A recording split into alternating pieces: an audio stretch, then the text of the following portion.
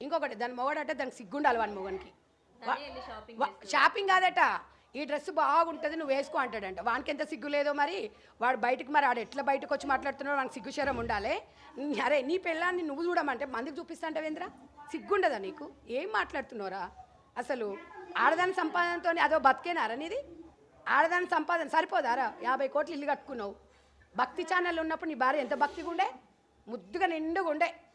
ఈ అడ్డమైన షోలకు పంపించి నీలాంటి మొగడు ఎంకరేజ్ చేయడం వల్లనే ఎవడు చేయడు రా ఇట్లా ఏ మొగోడు పూటకు లేకున్నా ఏం లేదు కానీ నా భార్య నిండుగా ఉండాలి నా భార్య నేను తెచ్చి పెడితే తినాలి అంటది కానీ మళ్ళీ అట్లాంటి ఏమంటారు కొంతమంది భక్తులు ఉంటారు కదా ఆడోళ్ళు ఏంటమ్మా స్వేచ్ఛ లేదా ఆడదానికి స్వేచ్ఛ లేదా మేము ఇండిపెండెంట్ నేను అలా అనట్లేదు మగవాడు ఒక ప్రేమగానే నా భార్య బాగుండాలని కోరుకుంటాడు కానీ ఇప్పుడు జాబులు చేసే వాళ్ళందరూ చెడ్డవాళ్ళు ఇళ్లలో ఉన్నవాళ్ళు మంచి వాళ్ళంటే నేను ఒప్పుకోను ఎవరి పనులు వాళ్ళకు ఉంటాయి ఎవరిది వాళ్ళకు